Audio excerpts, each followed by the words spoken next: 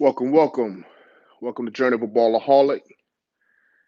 We're in the NBA Finals, man. We're in the NBA Finals, Game 4. A chance for Miami Heat to tie this thing at 2-2. And the LA Lakers held on and did it, man. They held on and did it, pushed the lead to 3-1 in the NBA Finals. So listen, man, we're here. I'm gonna give it a couple more minutes, or excuse me, a couple more seconds for some more people to join up. This is my second YouTube live. We're doing a Q&A session. I appreciate everybody who's already tuned in. Like I said, this right here is a members only live to where those who have already subscribed will be able to comment, ask questions. We're gonna go over, the ins and outs of the game 4 from the NBA Finals and kind of what's coming up in game 5 as well. For those who haven't subscribed, feel free to continue to tune in. Like I said, we're gonna go through a lot of different things in the NBA Finals, but give us a couple more seconds. And we're gonna turn up, man, because listen, what I saw last night, that right there was a hard fought, gritty NBA Finals. That wasn't a pretty boy Showtime, everybody flying, a bunch of lobs and dunks. That wasn't that. That was a hard fought game that listen, for a while there, I thought the score was gonna be in the 80s and 90s, man. It was one of those low type of scoring games. I think it was like 49 points, I think, at halftime for the Lakers. So that right there is sometimes that's how you have to win games sometimes. Sometimes everything's not going to be easy. Everything's not going to be pretty. Despite the Miami Heat having some injury with Goran Dragic, we did see the band was able to come back and to kind of show his presence. But the reality, man, is that the Miami Heat, they're not going to give up. And the Lakers showed that even in a hard fought series and a hard fought game where things really aren't clicking for them as smooth as it has been in some of the other games, like you compare game 1 and how LA just came out and just like steamrolled Miami. You compare that to this game in game 4, the Lakers had to actually go ahead and battle for this one. So it was real interesting to see that, man. I mean, Alex, some of my initial thoughts on the game last night. What more can you ask for? What more can you really ask for from LeBron James? You know what I'm saying? Like that's the kind of performance you want to see from the guy who says he's the best player in the world. Like we saw Kawhi Leonard against the Denver Nuggets. We saw Giannis Antetokounmpo against these same Miami Heat. We've seen guys, Jason Tatum against this Miami Heat. We've seen guys have to play big time competition and don't step up and answer that bell. LeBron James answered that bell last night, and you got to give him a lot of credit for that. Listen, to be able to come out there and after coming off of game 3, where LeBron James was almost like a turnover machine. I mean, the entire team really was a turnover machine. But for him in particular, having all of those, I think he had 8 turnovers. Now think about that. LeBron James had 8 turnovers in game 3. In game 2, I think he had 9 assists with no turnovers. So to come out there and to have 8 turnovers in game 3 and then to start the game 4, another sloppy first quarter.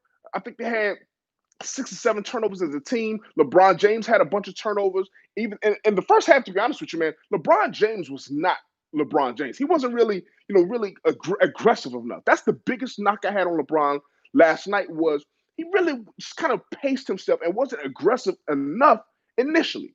But man, when it came down to that second half, when it came down to the money time, came down to third quarter, and specifically the fourth quarter, crunch time, LeBron James gave you exactly what you expected LeBron James to do. And all the knocks, all the people, the Skip Baylesses, and all the people who want to say LeBron James runs from the free throw line, you got to throw that narrative out the window, man. This man went 7, I think it was 7 for 7 from the free throw line in the fourth quarter. And a lot of those free throws late in that fourth quarter was exactly what the Lakers needed to keep Miami, who was nipping at the heels every single possession, it seemed like, hitting amazing shots. It was just enough to keep the Miami Heat at bay when they were ready to just get over that hump. It was at some point the Miami Heat were hitting shots that I'm just like, is this thing meant to be for them last night? Like the 3 by Duncan Robinson, they kind of banked in off glass, just like kind of a heave at the end of the buck. That right there, I was like, man, listen, the Miami Heat, you got to tip your hat if you're going to hit those kind of shots. I mean, so when you see the Miami Heat still battling, and listen, and once again, they're led by some real bona fide alpha dogs, right? Pat Riley up in the box office. You got Jimmy Butler down on the court, Eric Spoelstra on the sideline, and that team's not going to quit. We know that. And to see them come out there and to see Jimmy Butler specifically in that first quarter go out there 5 for 5, 11 points, like Butler was out there looking like he was about to give the Lakers another 40-point game. But at the end of the day, it was LeBron James and it was Anthony Davis. I got to give Anthony Davis a lot of credit as well because keep in mind, to me, Anthony Davis was robbed of the Defensive Player of the Year. I think that should be very clear to anybody who actually watched the NBA season, who understands what that award is about. Like, think about this for a second. And I understand there's a lot of advanced statistics to kind of crown Giannis as the defensive player, which to me, I'm not trying to hear it. Anthony Davis was the best defensive player in the NBA this year, averaged more blocks than Giannis, steals than Giannis, but they gave it to Giannis. But when it outside the statistics of it, those types of plays and those types of games that we saw yesterday from Anthony Davis is exactly why he should have been Defensive Player of the Year. When you are able to guard Bam Adebayo and then also guard Jimmy Butler and to do a good job on both of them, I mean, and then to be a help defender as well and meeting people at the rim. I think he had 4 blocks, meeting people at the rim, just absolutely rejecting anybody who's trying to come in there. Like that right there, man, that was critical. And then, as we know, Anthony Davis is not just a defender, right? Anthony Davis is an elite two-way player, and he showed it last night. Even though it wasn't a big, 30, 40-point game from Anthony Davis, he hit some real timely baskets, none bigger than that three that he hit something seconds left in the game. That's what you want to see from your superstars because in this league, I continue to tell people, you can't win without having legitimate stars. You just can't do it. I mean, even on teams like the Dallas Mavericks that we saw back in 2011, they had Dirk Nowitzki, who's a top 5 power forward of all time. You look at a team like the Houston Rockets, who won in '95 and in '94, who didn't have another real legitimate all-star or superstar beside him. Because remember, that was the year before Hakeem Olajuwon got there. In '94, he went out there and did it without another bona fide superstar. That was Hakeem Olajuwon. So you still have to have those elite players on the court, even if you don't have another elite star beside you. LeBron James and Anthony Davis give you not one but 2 elite superstars, and that's the advantage that the Lakers really have in the series. They have the 2 best players out of all 15 players from both teams. But it doesn't end there. It starts there, but it does not end there. And I think that right there was one of the biggest things was the play of a lot of these role players. And I got to give them credit. Guys like Rajon Rondo. Guys like, excuse me, let me rephrase it. Let me step back and rephrase. Guys like Playoff Rondo. That's his official name. He needs to go ahead and get that trademark. Playoff Rondo was sensational yesterday. Only scoring 2 points, but he was sensational on the glass. He was sensational at dropping dimes. He was sensational at controlling the pace. And that's what you need. Listen, if you're going to maximize LeBron James, you got to be able to utilize him on the ball and off the ball because he can do both. He doesn't have to he's transitioned to a full-time point guard this season, but he's been a guy who typically played off the ball where there were other guards kind of initiating the offense. Well, now that you have Rondo to come in, LeBron can do both. And Rondo was excellent last night. Another guy I got to give a lot of credit to, Kentavious Caldwell-Pope. How big was KCP, man? Like, think about it. How big was KCP last night when a lot of people, and I've been battling a lot of Laker haters all season, actually for the last couple of years. When the Lakers initially signed KCP a couple of years back, people forget this. KCP joined the Lakers before Anthony Davis and before LeBron James did. As far as a clutch sports client, which that's Rich Paul and those boys, KCP was the first one that actually joined the LA Lakers. A lot of people don't know that. And KCP, it was kind of funny when the introductory press conference where Rob Pelinka comes out and he's kind of introducing KCP, and he used this biblical quote when he's talking about KCP is like manna from heaven, and this holy bread or whatever the case may be, and he kind of utilized that as being significant to how KCP was to joining the Lakers. And at the time, people thought it was hyperbole, but I understood what he was saying because it was chess, right? The Lakers were playing chess, Clutch Sports was playing chess, and they understood signing KCP was not the superstar move. Signing KCP was the breadcrumbs that led to not one, two Clutch Sports to pay him all of that money that was kind of buttering the bread to say, listen, we're gonna take care of you. Rich Paul, KCP, we're gonna take care of you. And you just kind of remember us down the road. And sure enough, the very next year, LeBron comes. The very next year, Anthony Davis comes. So KCP was big, man. People hounded him all year long. Oh, he disappears. He can't shoot. This. Listen, I don't know what people are watching, but KCP was the best three-point shooter on the Lakers team all season long. Now, he's not a sniper. He's not a Duncan Robinson. He's not a Steph Curry, Klay Thompson, or JJ Redick. He's not a sniper, but he's a legit shooter. He was almost 40% from the three and I think he hit the most threes for the Lakers all regular season. Now, that's another thing. People have been saying all season the Lakers don't have shooters. Now, somebody help me understand this. How How is it that the Lakers don't have shooters when just last night they set a record, an NBA Finals record for the most made threes? Check this out, the most made threes in NBA history through 4 games. They topped the Golden State Warriors with Kevin Durant, Steph Curry, Klay Thompson. They topped that team. That Cleveland team from 2017, the Toronto team from last year, like all of these teams that have been jacking up and hitting big time threes. This Laker team, with all of these bigs, all of these supposed no shooters out there, surpassed all of those teams and became the number one team in NBA history with 59 made threes through 4 games. 59 made threes through 4 games. You can't have a team full of non-shooters and you hit that many threes. So that narrative, ball it up, throw it out, it's out of there. The Lakers have shooters. And KCP is one of the best ones the Lakers have had all season long and in the playoffs. Yes, listen, role players are going to come up short sometimes, whether it's a Danny Green, who hit a couple of threes, whether it's a KCP, whether it's a Kyle Kuzma. You got to have guys who are going to, one game they're on, one game they're off. The next game they're on, next game they're off. That's just kind of how role players go. KCP is no different. And he showed up last night in a major way. 15 points. I think he had like 5 assists. I mean, listen, those last 2 baskets in the fourth quarter that he had, the 3 from the corner ball, and then that layup driving and the high arc off that layup, it was exactly what the Lakers needed to get that win. See, sometimes you don't have to have a third star, right? A lot of people have been talking all season about the Lakers needed a third star, and I disagree with that vehemently. I don't think the Lakers needed a third star to win a championship, as we're about to see as they're on the cusp of doing right now. Your third option is going to change from game to game. We've seen Marcus Morris be the third scorer sometimes. I think it was the last game, he was 19 points. We've seen Kyle Kuzma with a 17, 19-point game. We've seen Danny Green. We've seen playoff Rondo. We've seen KCP. That third, whether it's Alex Caruso, it could be a Dwight Howard. That third option is going to change from game to game. And that right there is exactly what the Lakers have been doing all season. And that's historically what you need when you have 2, not 1, but 2 great dynamic players. Remember when the Lakers had Kobe and Shaq, they didn't have a third all-star. They had Derek Fisher or Rick Fox or Robert Horry or Glenn Rice.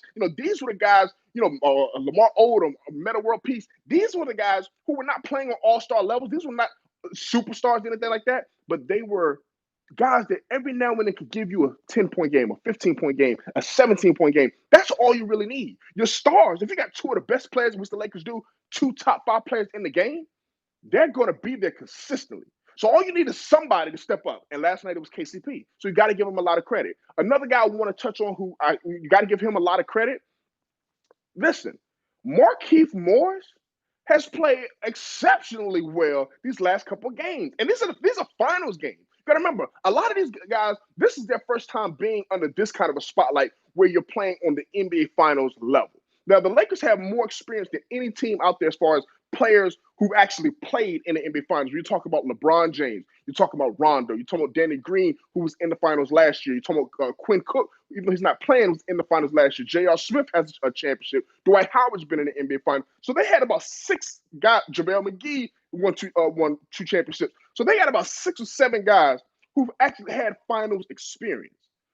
But now you got a whole bunch of other guys who had never been there. Alex Caruso, Kyle Kuzma, KCP, Markieff Morris. These guys are now getting there, and these guys are showing up. Markieff Morris, I've been saying this all year. He is the better twin between him and Marcus Morris. I don't know. Maybe you disagree. I think Markieff Morris is the better twin. So when you're looking at what he really brings, he's a solid defender, 6'8", 250. I mean, just solid, and he's versatile. He allows the Lakers to be able to go small, sometimes even when Anthony Davis isn't on the court. And he can kind of play that 5 spot for the Lakers with Kuzma out there and LeBron out there. He can kind of, give you that toughness. So you don't lose, you may lose size, but you don't lose toughness when Markieff Morris is in there. Man, he's been phenomenal. He actually was one of the reasons why Frank Vogel decided to not even go back to Dwight Howard. I mean, Dwight Howard, he didn't play, really bad, but Vogel decided to say, listen, even though Bam is back, we're going to just go away from the big man. We're going to play small. And listen, I've been hearing people, and I've heard a couple of people who were adamant that the Lakers cannot play small ball against the Miami Heat. Listen, let's go ahead and let's squash that narrative. Let's squash the narrative that the Lakers can only play one style, that the Lakers can only play big. If you don't understand by now, the Lakers have not one, but the 2 best small ball players in the game. Who was that? That's LeBron James and Anthony Davis. Why is that? It's very simple. When you got 2 guys that are 6'9" or taller, LeBron 6'9", 250, 260, Anthony Davis 6'10", 6'11", with almost 7'3", 7'4" wingspan, right? When you got these 2 guys who can play inside on offense, on the perimeter on offense, they can play on the inside and defend on defense and play on the perimeter on defense. It doesn't get any better than that. And when you talk about their skill set and their athleticism, these 2 guys here give you the best ability to play small ball or to play big ball. You can play any style. So the surrounding pieces around them are the guys that you kind of worry about. And once again, when you have a Markieff Morris, when you have a Kyle Kuzma, a Rondo, a Caruso, a KCP, a Danny Green, you can play small. But if you need to play big, hey, bring in Dwight Howard, bring in JaVale McGee. You can really listen, you got to give Rob Pelinka a lot of credit. A lot of credit has to be given to Rob Pelinka, who didn't get Executive of the Year, right? I don't know where he was in that running, but he should have.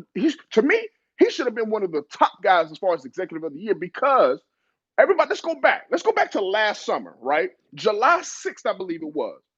Everybody wakes up in the middle of the morning to read that Kawhi Leonard has decided to shun the Lakers and go to the Clippers. Not just go to the Clippers, to also bring Paul George to the Clippers. Well, why was that such a big deal? Because he waited to almost the last second to all of these free agents. The big name free agents was dropping off the board. Everybody's being signed up. The Lakers, if you remember, they were patiently waiting for Kawhi Leonard's decision. And it was some rumors that Kawhi Leonard was intentionally doing that to kind of dry up the water in the well. Well, what happened what happened immediately after it was announced that Kawhi Leonard was going to sign with the Clippers? Danny Green, sign him up. Rajon Rondo, bring him back. JaVale McGee, bring him back. At the time, DeMarcus Cousins, come on in. He went out there and made the perfect move to be able to put a surrounding cast. It wasn't a star. People felt like the Lakers went out there and bombed during free agency because they didn't get Kawhi Leonard. Once you traded for Anthony Davis, you were a legitimate title contender from that moment forward. Now it's just about the surrounding pieces. So you went big game hunting, which nobody could knock the Lakers for waiting to try to see if Kawhi Leonard wanted to come. But once he shunned the Lakers, then it was just a matter of saying, okay, cool. We don't need a third star. If we got a third star, we was gonna try to run the table and go 82-0, right? Kawhi Leonard would have came to the Lakers with LeBron and Davis. They may have ran the table 82-0.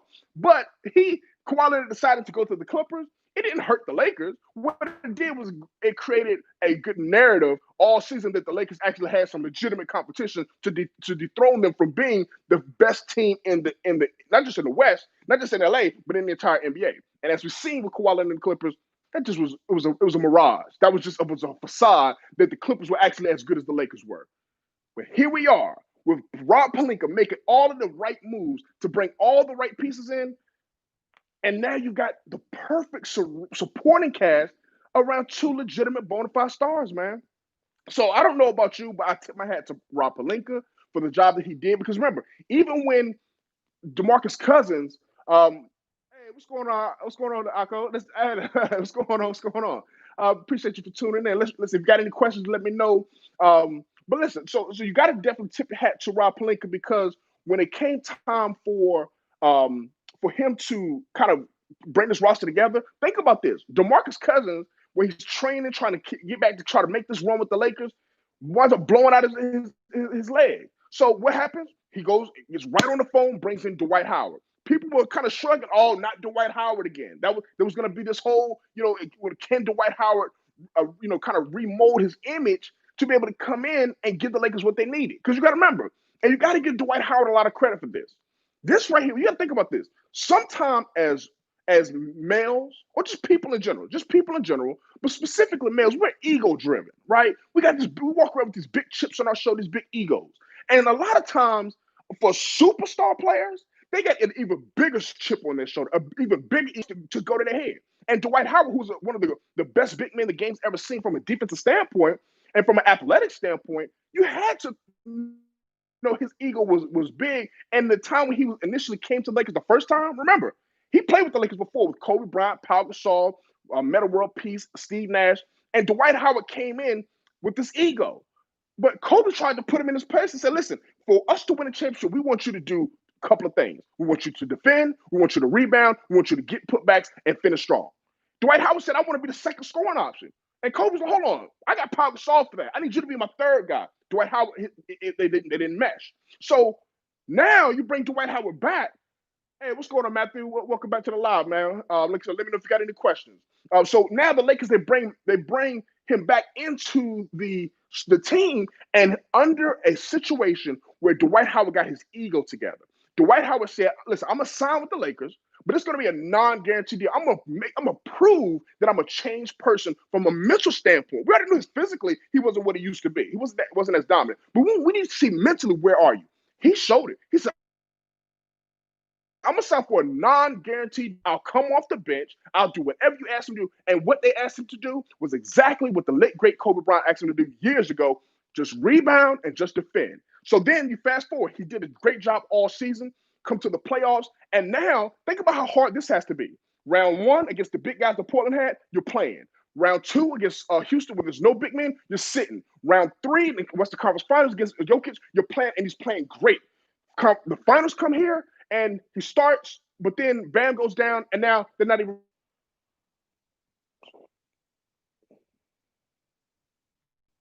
Oh, sorry about that. Lost signal there. But I was talking about JaVale McGee. JaVale McGee has not allowed his minutes going down to affect him, and you see that on the sideline with him and Dwight Howard. So one of the things that I love about this Lakers team is that they are a true team. They got great leaders, they got great role players, and they're playing amazing. Game 4 last night, to me, was an absolute must-win, and LeBron James came out there and said it.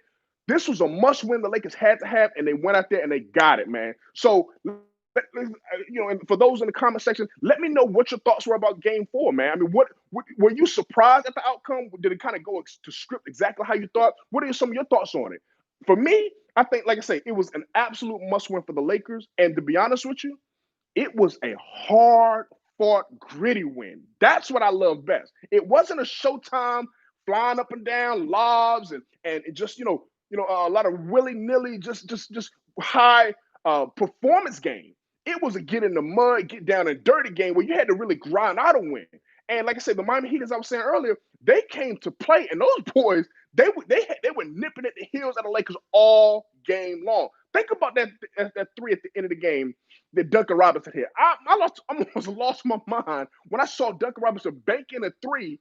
It was almost like a heave at the last minute, and it was after it banked off the glass was nothing but net. Like that right there kind of had me thinking, like, is this kind of meant to be for the Miami Heat when you're hitting those kind of shots? It wasn't. It was not meant to be because Anthony Davis and LeBron James were not going to allow it. And that right there, you got to love when your superstars step up. That's one of the things I criticized them about in Game 3. They didn't come to play, right?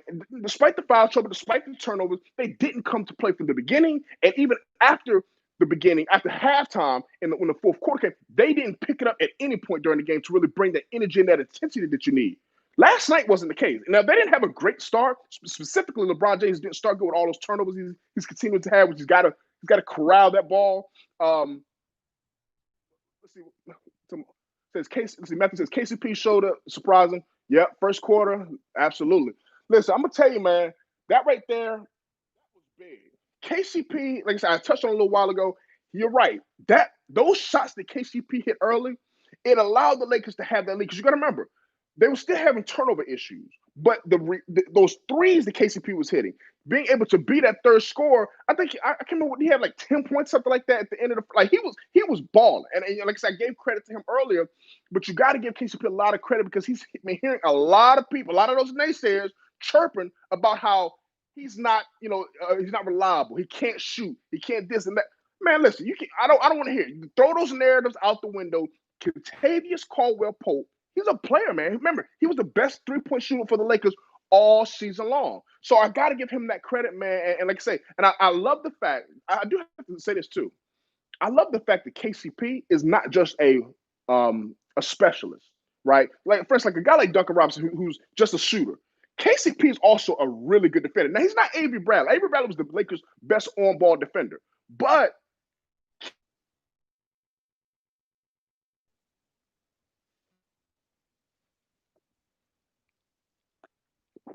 sorry about that. I don't know what's going on with this internet situation. But we're talking about KCP and his two-way ability. That right there is so big because, like I said, he's not a specialist. He's not a guy who just goes out there and all he does is just jacking up threes. KCP is a guy who's going to give you the spot up threes. He showed last night he could take the ball off the dribble. Like that layup he had in the fourth quarter, late, the high floater, man, that's as good as it gets, man, because everybody's playing him to just catch and shoot. All night he was just in catch and shoot mode. Basket. We saw Rajon Rondo do that a couple of times, even though he missed those two layups. When people are playing you one way, you have to do something different. And they were playing Rajon Rondo to pass, so he was driving, passing, driving, passing. So then he realized, you know what? Let me actually try to finish the ball. And that, even though he missed those two layups, I think one of them they wound up getting a foul just from trying. I think Anthony Davis, somebody trying to get an offensive rebound. But what it really did was it opened up one of the biggest plays of the night, where he started to attack like he was going to drive, turned his back to kind of screen the defender, and kicked it off to Anthony Davis for that three to put the Lakers up 9 points. That was big time, and that's what KCP had been doing, was doing something all game, and then knowing the defense is going to focus on that. So as soon as he caught it up fake and drive to the basket, the defense is now on its heels, and now he's able to get an easy layup. Well, it wasn't easy by any stretch of the imagination, but he was able to get a layup. That's big time ball, man. And so that's what I want to see from some of these other guys, like a Danny Green in particular. Like I'm one of those that I don't really knock Danny Green, right? Because I understand Danny Green is not the young Danny Green he was with the Spurs, where he was breaking NBA three-point records and things like that. That's not Danny Green today. Who Danny Green is, he's a little bit more inconsistent of a three-point shooter, but he's still a solid defender. And Danny Green showed last night with a couple of plays where he wrapped around and poked the ball away. There was one possession where it was a good defensive play on Jimmy Butler going to the basket by Anthony Davis, but then Jimmy Butler was, tough. He, as nails, he went and got the rebound back, and Danny Green was right there on the baseline to steal it away from him. It's little plays like that that you need to get you those extra possessions. Danny Green does that. So, we can knock Danny Green's inability to be consistent with his shot, but he hit 2 threes last night. He's had games where he's able to kind of deliver from an offensive standpoint, but he does go missing for long stretches. So I understand that, but his defense is typically going to be consistent, and that's what the Lakers have needed all season. Let's see, said, do you think that he's overpaid? I mean, $15 million? Well, I'll say this. Danny Green is not overpaid, and I'm going to tell you why he's not overpaid. The Lakers had to fill salary cap space. You got to remember, at the end of this free agency, remember we talked about this earlier with Kawhi Leonard. When Kawhi Leonard spurned the Lakers, it left the Lakers with not a lot of options left. Danny Green was probably one of the best players available, and you had to fill in your cap space to sign a certain amount of players. So signing Danny Green to $15 million, what that does is it kind of makes him a trade option next year. See, he'll be in the last year of his contract next year, and you have to have guys on high contracts if you want to trade for, let's say, for instance, if the Lakers do want to trade for a third star. Well, if you want to trade for a third star, you can't package a Kyle Kuzma, Alex Caruso, and guys like that who may be better than Danny Green, right? But their contracts are so small that you have to put the whole team together to send out a trade package. So when you give a guy like Danny Green $15 million, what you're doing is you're paying him not necessarily for who he is today. You're paying him for what he was, but you're also paying him to fill up cap space, and you're paying him for the future to potentially be a trade chip where he understands coming in that I'm going to start this year, and I'm potentially playing start next year. But if there's an amazing trade where we can potentially get a third star, I will be the guy that's going to be moving out. So I think he understands that he's a vet that understands the game. So they paid him and quote unquote overpaid in that sense because we know he's not worth $15 million for his production, but they didn't sign him for $15 million for his production. They signed him for all of the other things that we just discussed right there. So that was a great question, though, Matthew. But no, like I said, for Danny Green, like I said, from a $15 million a year salary, if we're looking at just production, yes, he's absolutely overpaid. But it's not just the production that you have to factor in. And then also think about this. How many guys are you really going to be able to bring in like a Danny Green at that late stage? Remember, July 6th was when Kawhi Leonard decided to go to the Clippers. So that didn't leave the Lakers a lot of players. Think about the players there weren't a lot of options left. Danny Green was one of the best guys as far as being a shooting guard that could be a 3-and-D guy. Because remember, that's what the Lakers needed. They had to have 3-and-D guys. And even though he's not as efficient as he used to be from the three, Danny Green can still defend, as we just talked about. And every now and he can hit those shots and he can hit them in the big moments. He's not going to be shy away from taking threes in the finals. And that's the thing what you need. Remember, I said this earlier. The Lakers did something that no other team in NBA history has done. And they did it and they cemented it last night. The Lakers became the number one team in NBA history as far as made threes in the NBA Finals through 4 games.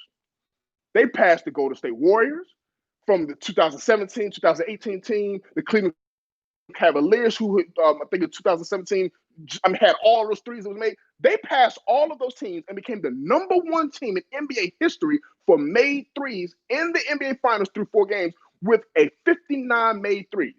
You got to give Danny Green's a part of that.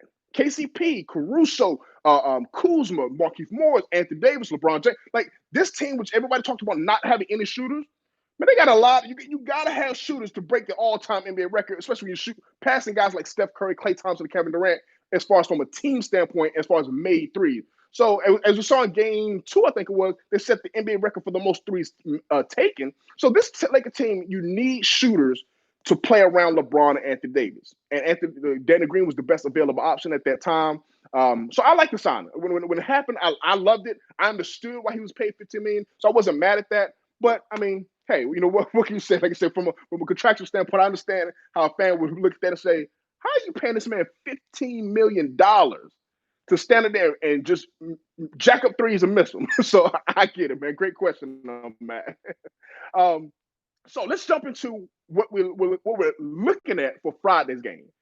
Game 4s are already gone. Lakers up 3-1. Is Friday it?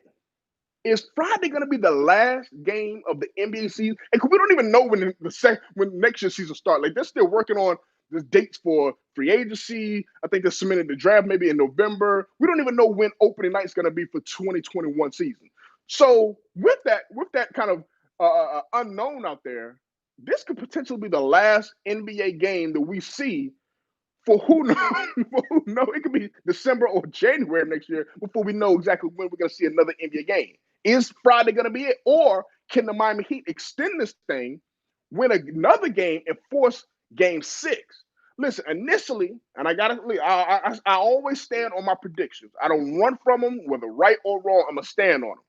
From the beginning, I picked the Lakers to win the championship, or beginning of the finals, I should say. In the beginning of the finals, I picked the Lakers to win the championship over the Miami Heat in 7 games, is what I picked. After seeing game 1, probably after seeing the first half of game 1, especially when those injuries started kicking in, I decided to change my pick from Lakers in 7 to Lakers in 5. Now, Bam came back, and I do want to touch on some of that, some of the schemes and stuff for game 5, but could this thing go 6? Could Miami win actually game 5 and then push this thing to 6? Could they win game 6 and push it to 7? I'm going to be honest with you.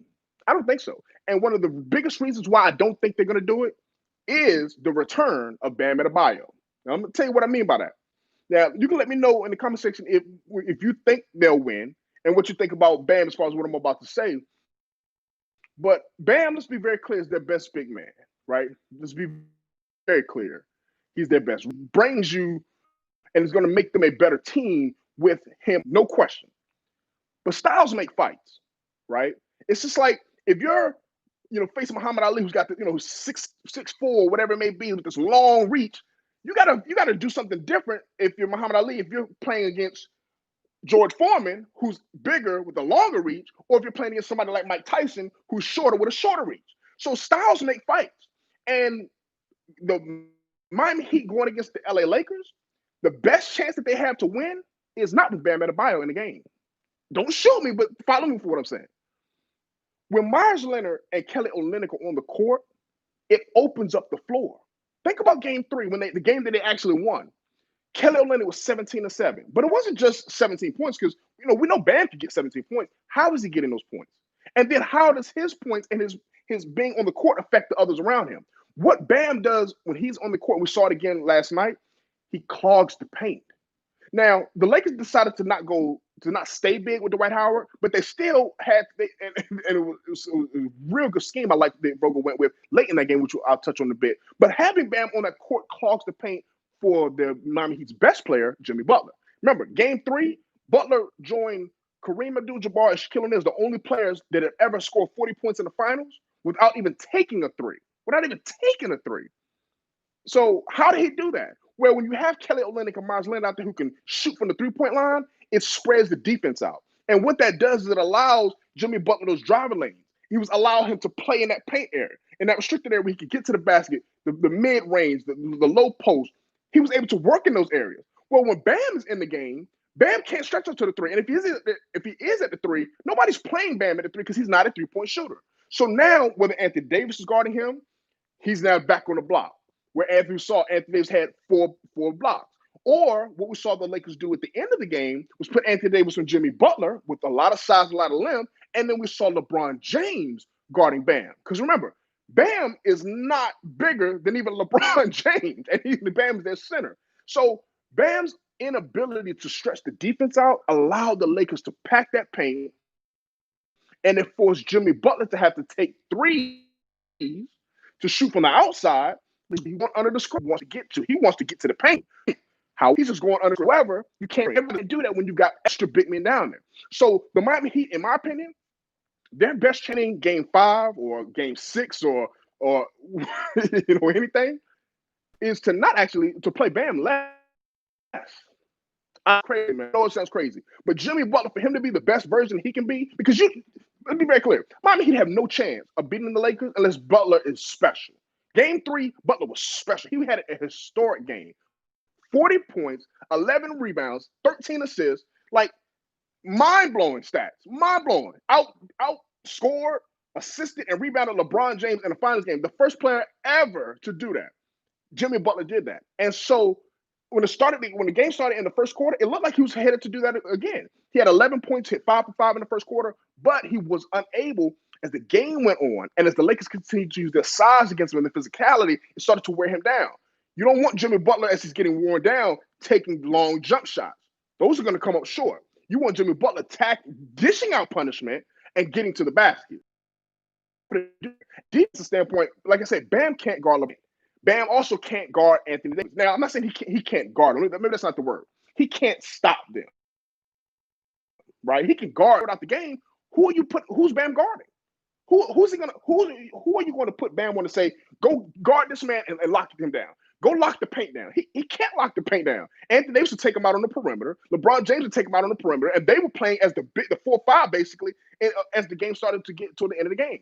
So it's tough, man. Like I say, because his inability to shoot from the three, it messes up their spacing. And defensively, he can't lock either one of them down. So the scheme that the Miami Heat had, which I love the scheme, and I want to give Eric Spoelstra a lot of credit for that. The scheme to go back to man, because I said from the beginning, and I have to stand corrected where, when I talk about when I'm right, but I also got to talk about when I'm wrong.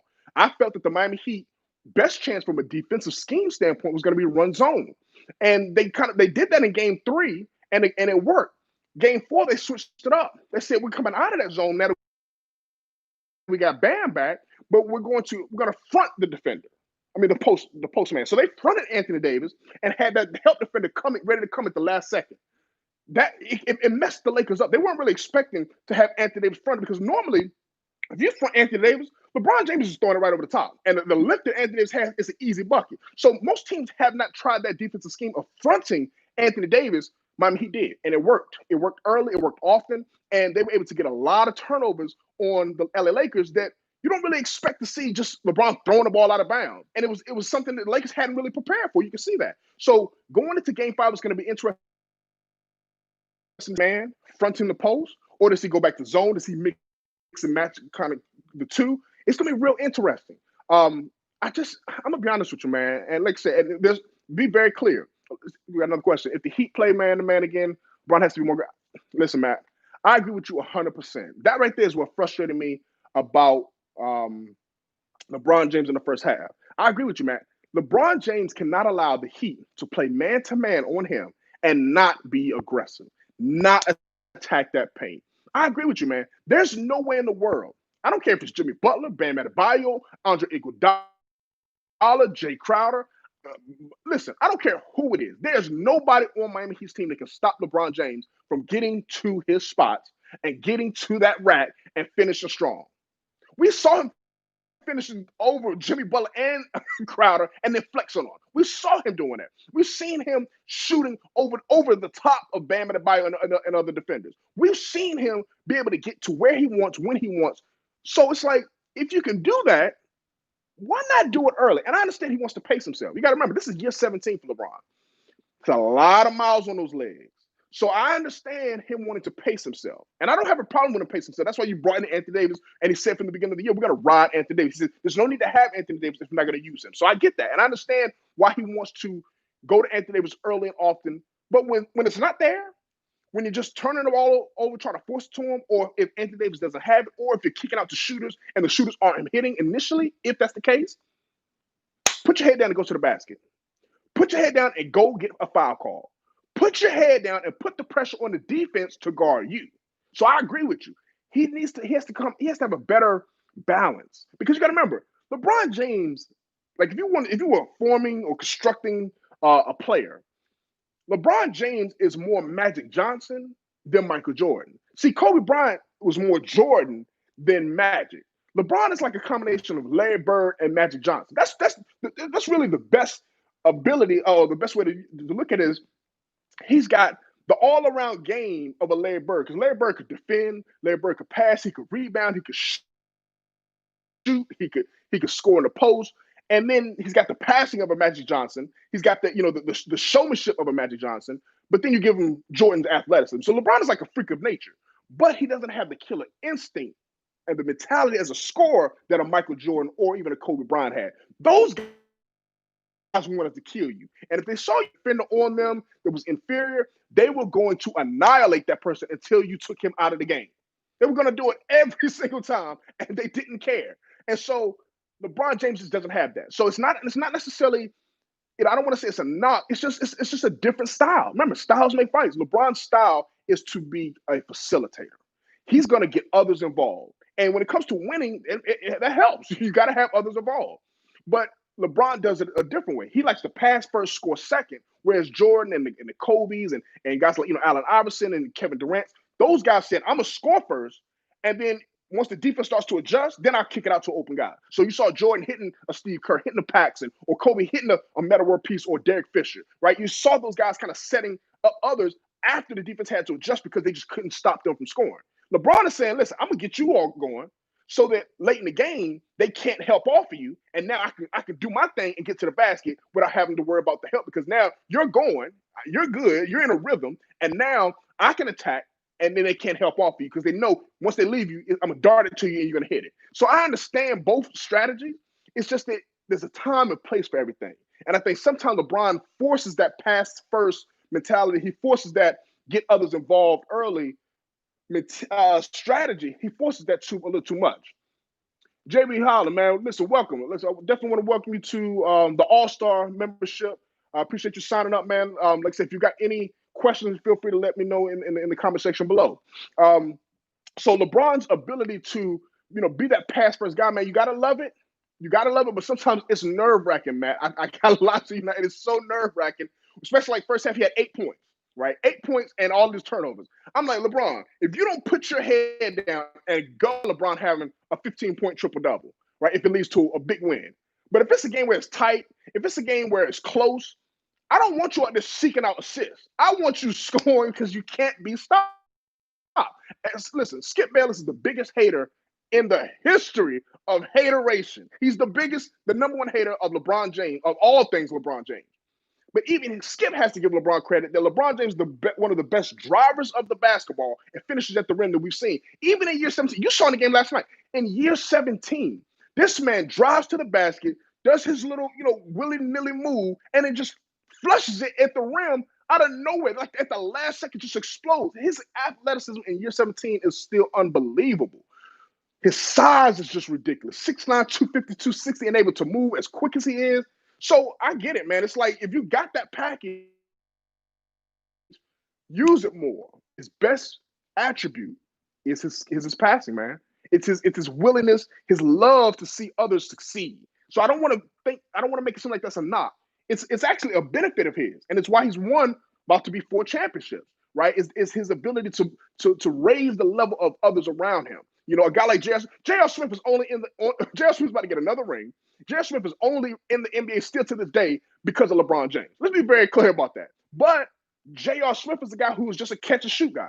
Well, guys like that, who don't care anything about, I need my shots, I need my touches, who could just stand there and wait, just stand there with your hands up and wait. And he's coming to you. A guy like Kyle Korver, other guys who we've seen play with LeBron and able to be successful in those roles, just stand there and wait. That's why it's hard to have a third star playing alongside LeBron because he dominates the ball so much. Like that's why Chris Bosh and Kevin Love, those guys had to kind of fall back and change their games to become basically spot up shooters because when you're gonna have when LeBron's gonna have the ball, and then the second star is gonna have the ball, whether it's a Kyrie Irving, a Dwayne Wade, or Anthony Davis, it's only one basketball. It's one basketball. So if you're gonna have 2 big time stars, your third star's got to be a shooter basically. Look at Golden State. They had Kevin Durant and Steph Curry who had the ball in their hands.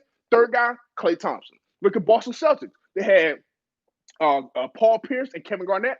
Third star, Ray Allen. So if you're gonna have that third big time star, he's got to be a catch and shoot guy because you're not gonna be able to be out there just kind of playing one-on-one isolation, doing a whole bunch of that. That's what Chris Bosh turned into. That's what Kevin Love turned into. So that now that the Lakers only have one star, anybody else is going to be on the court, you need to be a catch and shoot guy or a big man who can just catch it and dunk it. So it's either Dwight Howard and JaVale McGee who just lob threats, or it's a shooters like KCP, Danny Green, Kuzma, Morris, those guys who can just catch and shoot. Then you've got now one thing that you got to give Rob Pelinka a lot of credit here was he went out there and he brought in Rajon Rondo. And I said it before, I got to say it again.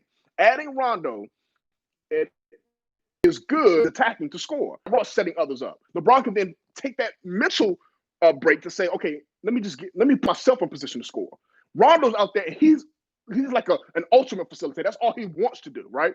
So he's out there probing, dribbling it. I love how he keeps his dribble alive, and he's always looking to make the right pass. So LeBron can feed off of that. So Rondo's the only guy really on his roster who's not a catch and shoot guy, which actually he's become a much better shooter than what he was in his Boston days. And Rondo's career path is kind of looking like Jason Kidd from a shooting perspective, not an all-around career trajectory, but from a shooting perspective. Remember, Jason Kidd came into the league. They called him Asin Kidd because he didn't have the J. Remember? I don't know if some of y'all may not remember that, but Jason Kidd, who's the actual assistant coach for the Lakers now, when he came into the league, he couldn't shoot.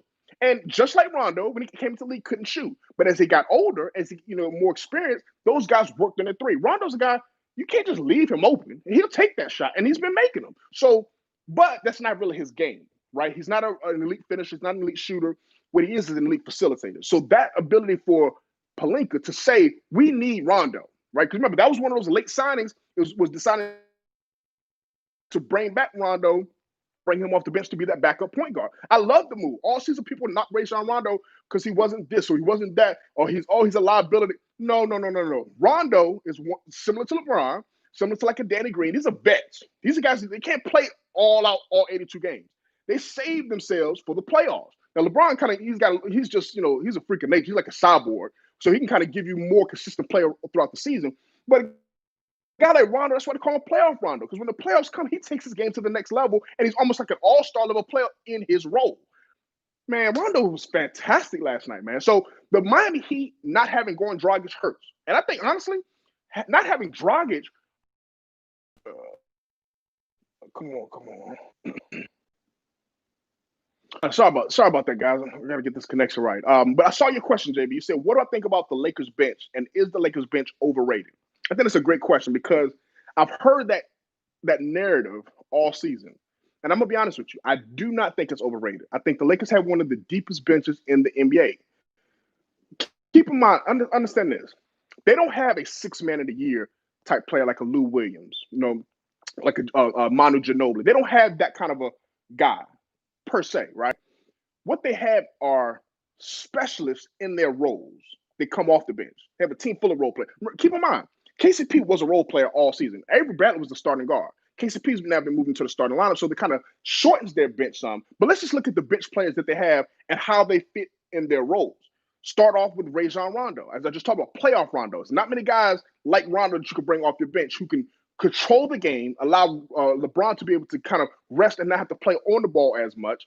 And we've seen Rajon Rondo is the only player in the last 20 years, 2 decades, where every single statistical category, points, rebounds, assists, steals, and blocks, everyone across the board, they go up from regular season averages to playoff averages. Check it out. Every single stat goes up in the playoffs. So Rondo coming off your bench is a legitimate piece.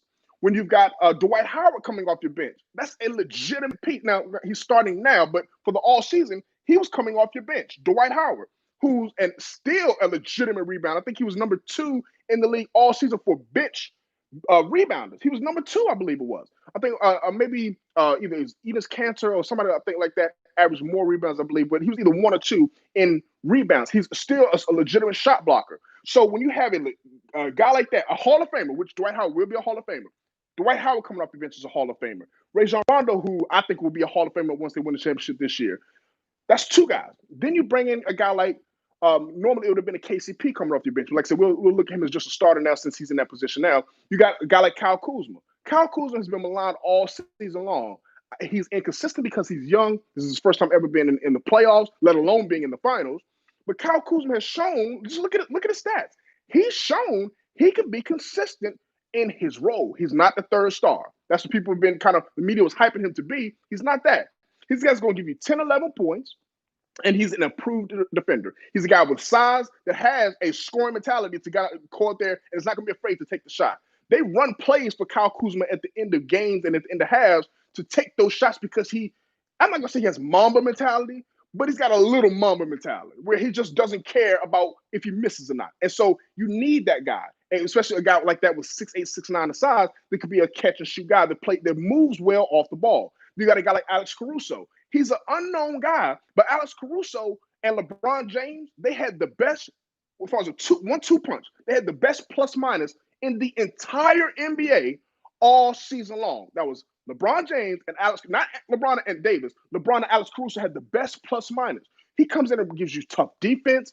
His shot starting to improve. He was, a really inconsistent shooter, but he can he can be a facilitator. He can be a penetrator. So he can do a couple of different things. But his biggest attribute is his toughness, his IQ, his defense. That's where he's going to bring the best is his defense and that on-ball pressure. Because remember this, Avery Bradley not being there hurts the Lakers from an on-ball defensive standpoint. Alex Caruso is not a slouch. He's a solid 6'4". He's solidly built. And he's tough, and he makes a lot of high IQ plays. So when you're talking about Alex Caruso, Rajon Rondo, typically Dwight Howard would come off the bench, Kyle Kuzma. Then think about Markieff Morris. We just saw Markieff Morris. Game 3 had like 19 points. He's a tough guy that can be a stretch big for you. He could play some 5 if you need him to, but really he's a 4-man that's gonna bang. He's gonna do the physical things. He's gonna do the little things, and he can hit that open 3. That's 5 guys, but that's not it. See, the Lakers bench, they're only playing about 5 guys off the bench, but let's look at the guys, some of the guys that's not even playing. A guy like Quinn Cook, who's got 2 championships, who was the backup point guard behind Steph Curry on those Golden State Warriors championship teams.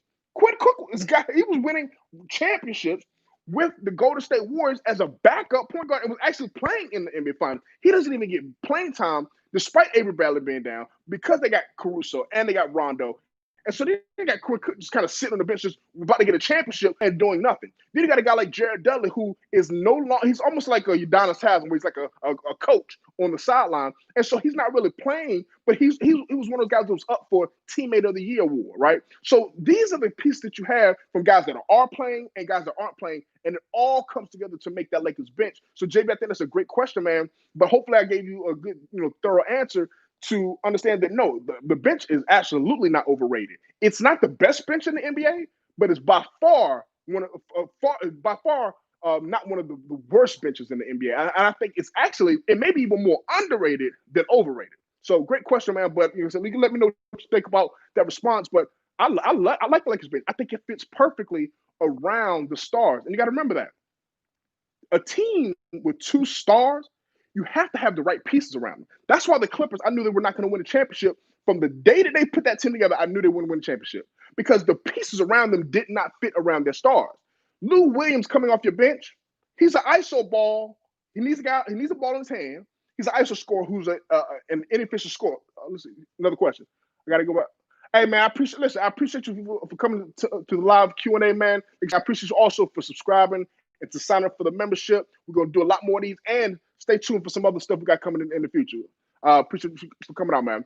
But so when it comes to this whole bench situation, you got to be able to have guys that fit around your stars perfectly, man. And the Lakers have that. And so right now they're in a situation where Game 5 is on Friday. I don't know about y'all, man, but I think that's what the season's going to end. I think that's going to be it. I think the Miami Heat put up a tough challenge. It's just absolute Friday prior to the game starting, just kind of going over some more of my thoughts on Game 4, previewing Game 5, and then also kind of looking forward to, if that is the last game, what's next? Because you got to remember, this season could be a short turnaround before the 2021 season is here. So what's next is going to be some of my new and some of my upcoming videos, because there's going to be a lot of other storylines out there. Like, for instance, the Golden State Warriors. Oh, we got another question coming. Matthew, who's my finals MVP? Great question, Matt. So once again, the first two games for you is Bron. Okay, LeBron, I get that. For me, Anthony Davis was the finals MVP after game 2. After game 1 and game 2, I had Anthony Davis as my leading the finals MVP race. After games 3 performance, where he only had like 15 points, 5 rebounds, was in foul trouble, excuse me, I put LeBron James in front. And then after last night's performance, LeBron James not only was in front, but it's kind of pushed that lead out a little bit more. Anthony Davis played great, don't get me wrong. And Anthony Davis, I think, is leading between those two in field goal percentage, 3-point percentage, free throw percentage. He's leading in blocks, and he's leading in plus minus. While LeBron James is leading in points, rebounds, assists, steals. So I gotta agree with you. I have right now LeBron James is the leader for Finals MVP, and I think he will win the Finals MVP unless Anthony Davis comes out and gives you one of those Shaquille O'Neal type performances in Game 5. If Anthony Davis goes out there and has a 40-20 game or a 30-15 game, similar to how the game he had in Game 2, right, where he had 34 and 15. If Anthony Davis gives you that kind of game and LeBron James has a subpar game, excuse me, that's the only way I see Davis winning it. But as of right now, if they both play even in Game 5, I'm giving it to LeBron James. I think he has the lead right now. It's still close. It's an outside shot that Davis could do it, but Davis playing better than LeBron. Davis has to play better than LeBron, but LeBron also has to have a subpar LeBron game, and he really hasn't had. I mean, Game 3 was subpar, but look at his stats. He still put up big stats, even though it was a subpar game for him. So LeBron would have to just fall apart in Game 5 for him to lose the Finals MVP, similar to how Anthony Davis fell apart in Game 3. So I don't see LeBron doing that. I think he smells blood. That's why when he sent that text message telling guys, listen, like, think about that. Lakers were up 2-1, and LeBron sent a text message to all his teammates saying, Game 4 is a must-win. And they got that win. And LeBron James, 11 points, 5 assists in the fourth quarter, 7 for 7 for the free throw line. He closed it out. Even though Anthony Davis hit that big 3, had amazing defensive stops, it was LeBron James who consistently closed out the fourth quarter to make sure the Lakers secured that win. And I think it was enough for LeBron to secure the Finals MVP unless something drastic happens on Friday. So we got to stay tuned. So as of today, to answer the question, as of today, I do have LeBron James as the Finals MVP. And think about what that would mean, man. 4 NBA championships, 4 Finals MVPs. You talking about skyrocketing up the all-time greatest list? Listen, I said it before. I'm gonna say it again. If and when the Lakers win this championship, LeBron James jumps past every single player that's ever played the game and only sits behind Michael Jordan. There's a case for him over Kareem. There's a case for him over Kobe, Wilt, Russell, Duncan, Magic, Shaq, everybody. There's no case, in my opinion, for LeBron James over Michael Jordan. So other than that, I think he's the second greatest of all time. So with that being said, if anybody has any more questions, let me know. If not, we're gonna go ahead and wrap this thing up. We hit our hour mark. So listen, I appreciate everybody for taking a look at this live Q&A. This is my second one. We're gonna try to be doing these, at least once, definitely once a month for sure, but possibly once every 2 weeks. I want to at least get a Q&A session in. Like I said, this could be the last Q&A before the end of the 2020 season. And this has been an incredible 2020 season that we've unlike anything we've ever seen before. So I appreciate for everybody who's kind of stuck with us here. But we're just getting started. Even though when the basketball season ends, for those that don't know, I am a ballaholic, and this thing does not stop. We're going to continue to talk about everything basketball under the sun because basketball, as you know, is a year-round sport. You got the draft coming up. We got free agency coming up. Then you got the training camp. You got the preseason, next season. And we got to talk about all the new contenders that's coming. Like, this thing doesn't stop once the Lakers win this championship, which I think will be Friday. If it's not, then we get game 6. And, all the basketball fans get to come back and do this thing all over again. If it is the end of the season, hey, man, we got to talk about the off season. And we got to talk about all the things. Where would the Lakers rank for you for some of the greatest teams of all time? Can they repeat? It's so many different things that we have to talk about. So once again, unless anybody else has any questions, I appreciate everybody for coming in. I appreciate it, man. I appreciate you for taking a look, Akko. I appreciate that. Thank you for sticking with us, man. Hope you enjoyed. Hope you learned something about the NBA. Stay with us. Stay tuned. We got a lot more coming, man. But until the next time, y'all be safe out there. Peace.